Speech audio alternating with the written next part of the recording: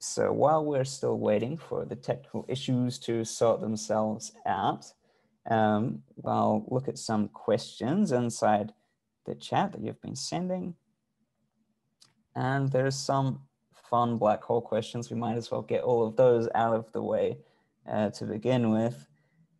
So there's one question here, which is really good. Do all galaxies have black holes in the middle of them? I think we'll save that one for after Sophia's talk, because that's a really good question. Next one I see is, what's inside a black hole? That's a very good and, at the moment, unanswerable question. We don't actually know what's inside them because we don't really have a way of actually looking inside the black hole itself. And that's because you may have heard that nothing can escape a black hole, not even light. So if something falls into a black hole, it will never come back out. So if we want to try and study the insides of a black hole, there's really nothing we have that could peer inside the black hole short of jumping in yourself. And James has brought up a lovely image here, or an artist's impression of a black hole sitting in front of say, a galaxy like our Milky Way galaxy. And you can see that the black hole's gravity is bending space into all these weird shapes around it. So black holes are super interesting objects, and we do know that they do these very strange and wonderful things. So those rings are the bending of space, and inside that black disk is where things get quite bizarre. There are theories for what happens inside there, but at the moment, like I say, we don't have any conclusive evidence of what they may be. So we have a question on Venus. Why is Venus the hottest planet, even though it is the second closest to the sun? That's also a really good question. So for those of you that may not have remembered the order of the planets, first is Mercury, closest to the sun, then it's Venus, which is second closest and quite a bit further away than what Mercury is. And in general, the closer you are to a hot thing, the hotter you feel. So perhaps you would expect Mercury to be a lot warmer than Venus since it's closer to the sun. But the difference is that Venus has a big, thick atmosphere and Mercury has no atmosphere. So Venus has lots of atmospheric gases that can trap the sun's energy and turn the surface of Venus into a absolutely hot nightmare land. So James has brought up a lovely picture of Venus right here. So you can image the surface of Venus with radio waves and construct a map like this, where you can see evidence of volcanoes and some weird, perhaps volcanic flows in the past that have happened. But because of Venus's very thick atmosphere, it retains all of the sun's heat. It's what we call the greenhouse effect. And many of you may have heard about the greenhouse effect happening here on Earth, caused by us pesky humans. So what other questions do we have? Is it possible to achieve time travel with black holes? That's a really good question. It is possible to go forward in time with black holes, but possibly not backwards in time.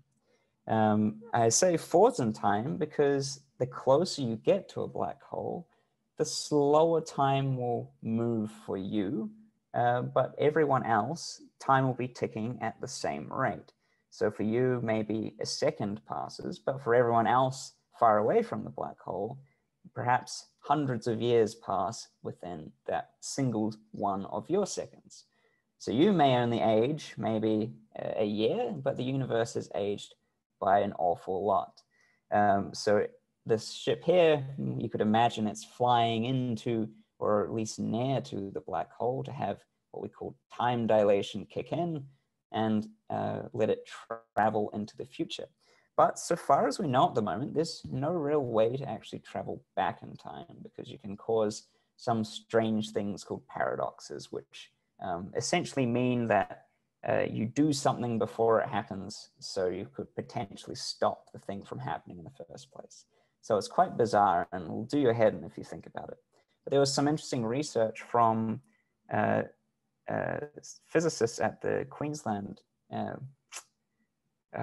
forget which university exactly, but a university in Queensland suggested there may be a way to go back in time and interact with the past freely without changing things up too much. Let's see what the next question will be.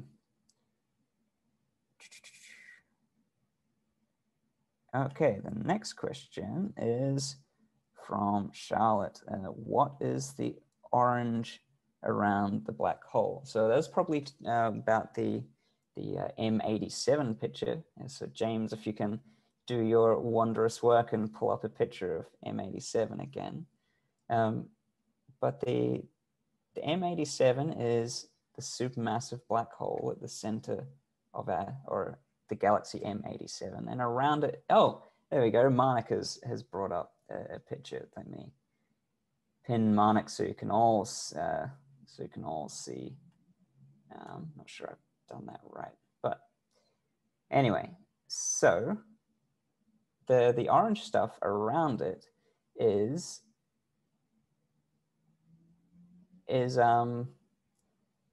the orange stuff around it is material falling into the black hole itself.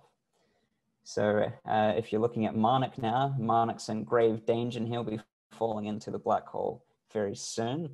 But all of this stuff is just material running around the black hole and it's all bumping into each other. So this material bumping into each other gets very hot and emits a lot of light. So we can see that, but we can't see the black hole itself. We can only see the stuff running around and bumping into each other around the black hole. It's a good question, Charlotte. Let me track down the next question. Next question is from Joshua, who asked, what is gravitational lensing? This is actually a good example of gravitational lensing. So you could imagine space being, right, so a better example is if you've ever looked at some water before and you see that at the bottom of the water, there are some patches of the pool that are brighter than other patches. And what's happening there is that the water itself is bending and directing light into specific areas of the pool. And what that means is the light has been lensed by the water.